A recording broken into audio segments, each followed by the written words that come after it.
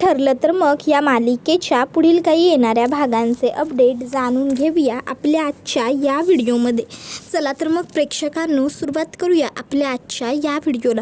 तर आपण आता इथे पाहणार आहोत की कशा पद्धतीने आता इकडे प्रिया प्रेग्नंट आहे ही गोष्ट सर्व सुभेदारांच्या समोर येणार. तर दुसऱ्या बाजूला आता इकडे सचिनला अर्जुन खूप चांगली मोठीच्या मोठी धमकी देणार. आता नेमकं कसं कसं आणि काय काय घडतं या सर्व गोष्टींचे अपडेट आपल्या या व्हिडिओमध्ये सविस्तर पाहूया.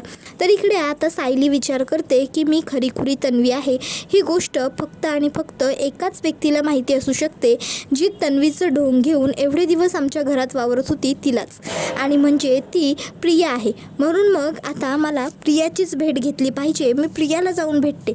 मी खरी तन्वी आहे याचं इन्फॉर्मेशन तीच मला देऊ शकते, कारण तिला तन्वीच्या सर्व गोष्टी अगदी हुबेहूब माहीत होत्या. याचा अर्थ एकच की ती हे जाणून होती की मीच खरी तन्वी आहे, आणि म्हणूनच तर ती माझ्यासारख्या सर्व गोष्टी करू पाहत होती.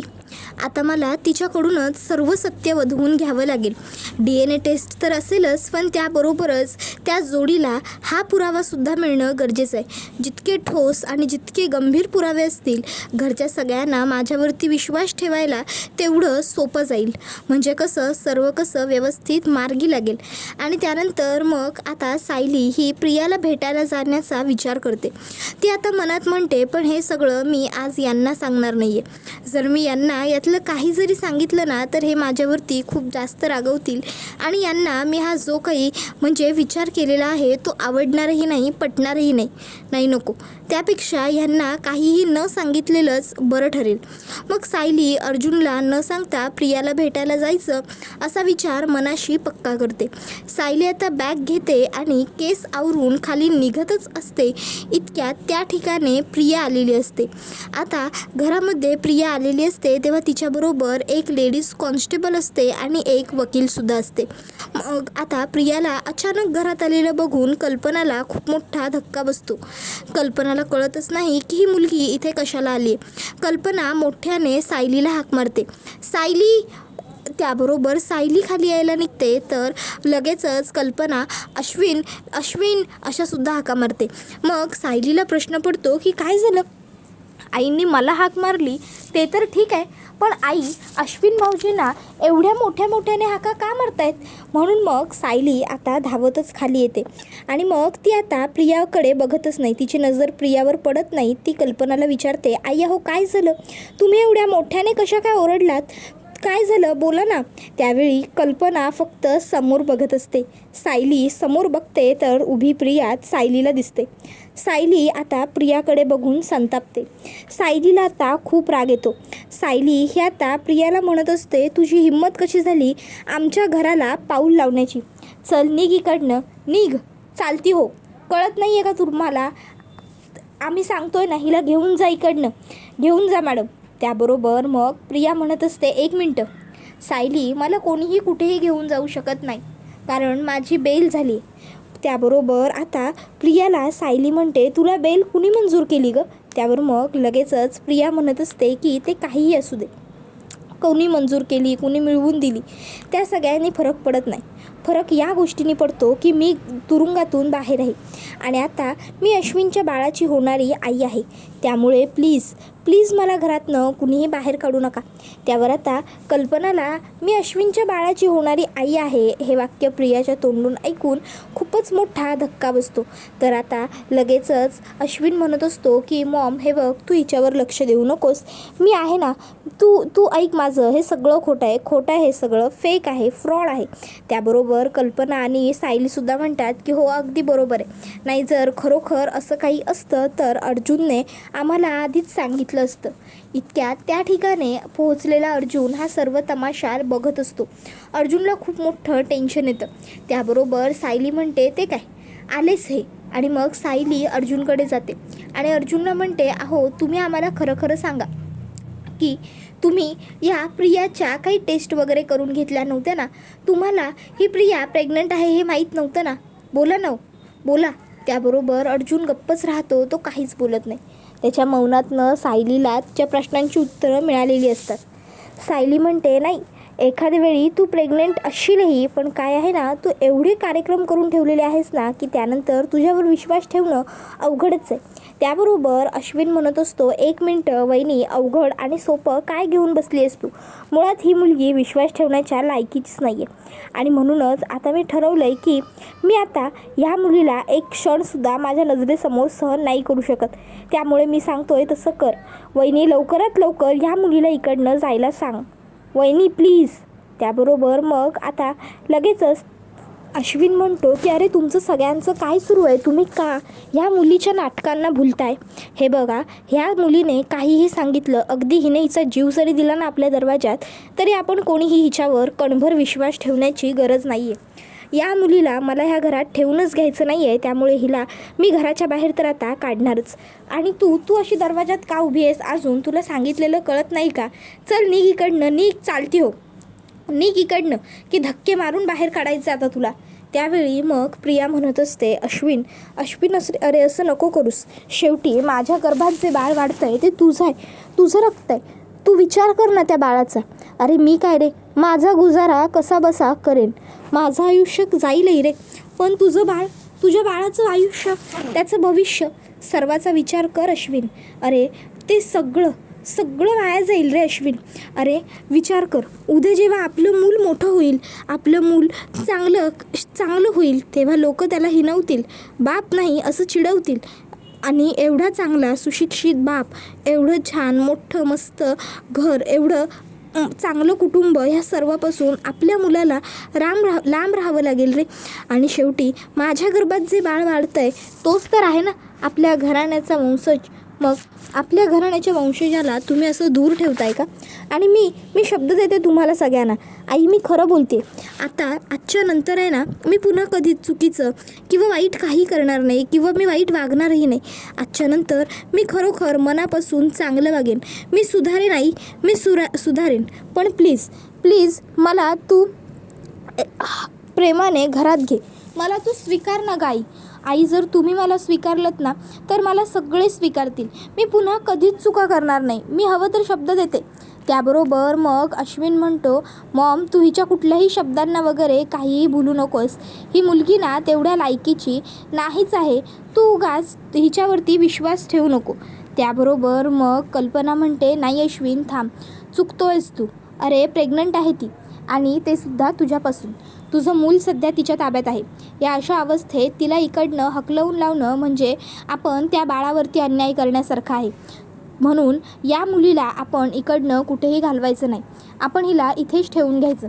त्याबरोबर मग आता अश्विन म्हणतो, मॉम अगं. त्यावर कल्पना म्हणते, हो माझा निर्णय झाला आहे. अश्विन म्हणतो, ठीक आहे मॉम, जर तुझा निर्णय झाला असेल ना तर मग माझासुद्धा एक निश्चय ऐक. जर या मुलीला घरात ठेवायचं असेल ना तर खरं तर मला ह्या घरातच राहायचं नाही आहे.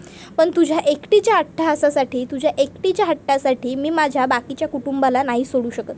म्हणून सांगतोय, ही मुलगी जरी होणाऱ्या बाळाची आई म्हणून या घरामध्ये येत असली, ते मूल माझं आहे का नाही अजून तीसुद्धा मला शाश्वती नाहीच आहे. म्हणूनच सांगतोय, ही मुलगी जरी घरात येत असली ना तरीसुद्धा हिला माझी बायको म्हणून काहीही दर्जा मिळणार नाही. आणि जरी तुम्हाला हिला द्यायचा असेल ना तो दर्जा, तरी तुम्ही द्या, पण माझ्याकडनं कशाचीही अपेक्षा करू नका. माझा ना हिच्याशी काही संबंध आहे ना त्या बाळाशी काही संबंध आहे. तुम्हाला हिचं जे करायचं आहे ते तुम्ही करा. हिला घरात घ्यायची आहे घरात घ्या, नाही घ्यायची आहे नका घेऊ. हिला माझ्यासमोर आणायची नाही. हिने डायनिंग टेबलवर बसून जेवायचं नाही, ब्रेकफास्ट करायचे नाही, आपल्याबरोबर बोलायचं नाही, बसायचं नाही, आपल्यामध्ये राहायचं नाही. हिने हिच्या खोलीत सगळं काही करायचं. जर हिला माझ्या खोलीत राहायचं असेल तर हिला राहता येणार नाही. हिने आउट हाऊसमध्ये राहायचं, आउट हाऊसमध्ये. त्याबरोबर प्रिया म्हणते, अरे अश्विन मला आउट हाऊसमध्ये. त्यावर अश्विन म्हणतो, तीच तुझी लायकी आहे. उपकार समज की तुला घरात तरी येऊ देतोय. कल्पना म्हणते, अश्विन काय बोलतोयस तू? आउट हाऊसमध्ये ती कशी राहील? अश्विन म्हणतो, जसं घरात घेतोय तसंच माझ्याही काही अटी मान्य कराव्या लागतीलच ना तुम्हाला. जर ही मुलगी आउट हाऊसमध्ये राहणार असेल तर आणि फक्त तरच मी हिला घरात घ्यायला तयार आहे. नाहीतर काही गरज नाही आहे हिने घरात वगैरे येण्याचे. घराचे दरवाजे उघडे आहेत, ही बाहेर जाऊ शकते. प्रिया म्हणते, ठीक आहे मी आउट हाऊसमध्ये सुद्धा राहायला तयार आहे. त्यानंतर प्रियाला घरात घेतलं जातं. अश्विन खूप संतापलेला असताना सायली त्याला समजून सांगते हे बघा अश्विन भाऊजी, तुम्ही रागवू नका. अहो आईंनी हा निर्णय घेतला आहे तर माझी पूर्ण पक्की खात्री आहे आईंनी काहीतरी पूर्ण विचार केला असेल आणि पूर्ण विचारांनीशीच आईने हा निर्णय घेतला असेल. उगाचच्या उगाच तुम्ही रागवून संताप करून तुमचं बीपी कशाला उगाच वाया घालवताय, शूट करताय. मी आहे ना, मी बोलेन ना आईंबरोबर. मी विचारेन त्यांना नेमकं काय झालं, त्यांनी हा डिसिजन का घेतला, काय कारण आहे, बस. पण तुम्ही शांत राहा हां. त्यानंतर मग आता दुसऱ्या बाजूला अश्विन आणि अर्जुन हे दोघंजणं बोलत असतात. आता इकडे अर्जुनला आणि अश्विनला कळत नसतं प्रियाला बेल मिळवून दिली कुणी. अर्जुन म्हणत असतो की प्रियावरती चक्क अटेम्प्ट टू मर्डरची केस होती, मग तिला बेल मिळवून द्यायला गेलंच कोण, तिला बेल मिळालीच कशी. अश्विन म्हणतो दादा काहीही कर, कसंही कर, पण या गोष्टीचा तपास घेच की तिला बेल मिळवून दिली कुणी. ज्याने तिला बेल मिळवून दिली आहे ना त्याला तर ना मी सोडणार नाही. त्याबरोबर आता अर्जुनला आठवतं की त्या दिवशी तो जेव्हा पोलीस स्टेशनला गेला होता तेव्हा इन्स्पेक्टर साहेबांनी अर्जुनला सांगितलं होतं की तुमच्या वहिनीला, तुमच्या भावाच्या बायकोला काही लोकांचे फोनही येतात आणि ते लोक भेटायलाही येतात. तुम्ही तर म्हणाला होता तुमच्या घरातले कोणी तिच्याशी संबंधच ठेवू इच्छित नाही म्हणून. मग आता अर्जुन म्हणत असतो मला कळलं आहे कोणी सोडावलं ते तिला. त्याबरोबर अश्विन म्हणतो कोण आहे तो व्यक्ती. त्यावर अर्जुन म्हणतो दुसरा तिसरा कोणीही नसून तो व्यक्ती सचिन आहे. त्यावर हे ऐकून अर्जुनचं आता अश्विन म्हणतो काय सचिन. त्यावर अर्जुन म्हणतो हो, आपल्या घरावर सूड उगवण्यासाठी तो सचिन कुठल्याही खालच्या थराला जाऊ शकतो आणि म्हणूनच त्याने प्रियाला सोडवलं. अश्विन म्हणतो आत्ता तर मी सोडणार नाही त्याला, दादा चल. आणि मग दोघं भाऊ आता लगेचच महिपतच्या घरी येतात. तिकडे आल्यानंतर अश्विन धावत येतो, सचिनची कॉलर पकडतो आणि त्याला म्हणतो तुझ्यात तर मी सोडणार नाही तुला, आणि तो त्याचा गळा आवळू लागतो. त्यावेळी अर्जुन त्याला थांबवतो आणि म्हणतो अश्विन थांब, अश्विन थांब, अश्विन चुकीचं काहीही करून बसू नकोस. हे बघ तुझी एक चूकसुद्धा आपल्याला सध्या खूप महागात पडू शकते. आणि राहिला प्रश्न या सचिनचा, तर ह्या सचिन दीक्षितला तर मी सोडणार नाही आहे. ह्याला वाटलं होतं डिवोर्सची केस हा जिंकेल, पण त्याच्यात याला ज्याप्रमाणे तोंडावर पाडलं आहे ना, आता पुन्हा एकदा मी याला तसंच तोंडावर पाडणार आहे. पण यावेळी मी याला इतक्या सहजासहजी सुटू देणार नाही आहे. यावेळी याच्यावरती अशा केसेस टाकेन ना की ह्याने 7 जन्म लक्षातच ठेवलं पाहिजे की कोणीतरी ॲडव्होकेट अर्जुन सुभेदार म्हणून भेटला होता. आतापर्यंत ह्याने आपल्या घराबद्दलची, माझ्या मनातली माया, आपल्या लोकांबद्दलची आपुलकी पाहिली, पण आता हा पाहिल तो तिरस्कार असेल. आता just wait and watch. Sachin Dixit सोडणार नाही आहे मी तुला. प्रियाला सोडवून तू खूप मोठी चूक केलीस. तुला वाटत असेल की आम्हाला उद्ध्वस्त करायला ती तुझी मदत करेल, ती तुला पुरेशी आहे, पण नाही. ही खरं तर खूप मोठी गलतफहमी आहे तुझी, कारण आता तो सचिन काहीच करू शकत नाही. तर दुसऱ्या बाजूला इकडे आता जे महिपत शिखरे असतो तो म्हणत असतो की एक मिनटं, म्हणजे तुम्ही बाहेर काढलं सचिन राव त्या साक्षीला, त्या प्रियाला. अहो पण कशासाठी, काय गरज होती तुम्हाला? ती पोरगी कशी आहे हे तुम्हाला माहीत नाही आहे का? अहो चांगल्या लोकांच्या बाजूने उभं राहा, चांगल्या लोकांची साथ द्या. म्हणतात ना एकमेकाशी सहाय्य करू सारे करूशी सुपन्न. अहो ते काय उगाच नाही म्हटलेलं. अहो त्याचा अर्थ असा होतो की एकमेकाला मदत करूनच आपण पुढे जाऊ. पण त्या प्रियाला बाहेर काढून तर पुढे जाणं खूप दूर, तुम्ही तर खूप मागे येऊन पोहोचलाय. ते काही नाही. अहो तुम्ही हे सगळं केलं ते खूप चुकीचं आहे, खूपच चुकीचं आहे, आणि हे मला अजिबातच पटलेलं नाही आहे. महिपत म्हणतो मी तेच करतो जे मला पटतं. त्यावर अर्जुन म्हणतो सचिन तू तयार राहा, असे एक चार्जेस लावेन ना तुझ्यावर की बघतच बसशील की हा ॲडव्होकेट अर्जुन सुभेदार येऊन गेला ते. आणि मग अर्जुन चैतन्य अश्विनला म्हणतो अश्विन चल. आणि मग अर्जुन अश्विनला घेऊन घरी जायला निघतो. अश्विन खूप जास्त डिप्रेस असतो, खूप जास्त टेन्स असतो की हे सगळं माझ्याबरोबरच का घडतं आहे, माझ्याच आयुष्यात का होतं आहे, मी कोणाचं काय पाप केलं आहे, मी कोणाचं काही देणं लागतो का, मग मीच का. तर अर्जुन त्याला समजावतो की हे बघ अश्विन, वेळ गेलेली नाही आहे, तू फार विचार करू नकोस, होईल सगळं व्यवस्थित होईल, तुला हवं आहे सगळं तसंच होईल. अश्विन म्हणतो दादा अरे कधी, आता ती मुलगी पुन्हा घरात येऊन राहायला लागली. अर्जुन म्हणतो जाईल, ती लवकरच बाहेर जाईल. त्याबरोबर हा व्हिडिओ इथेच संपतो.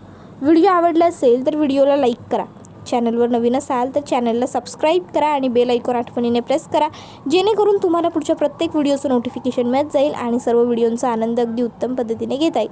चला तर मग प्रेक्षकांनो, आजच्या पुरतं इथेच थांबूया. पुढचा व्हिडिओ येईपर्यंत या व्हिडिओचा छान पद्धतीने आनंद घेत राहा. तुम्हाला ठरलं तर मग ही मालिका कशी वाटते हे आम्हाला कमेंटमध्ये नक्कीच सांगा. टाटा बाय बाय, धन्यवाद, take care all of you.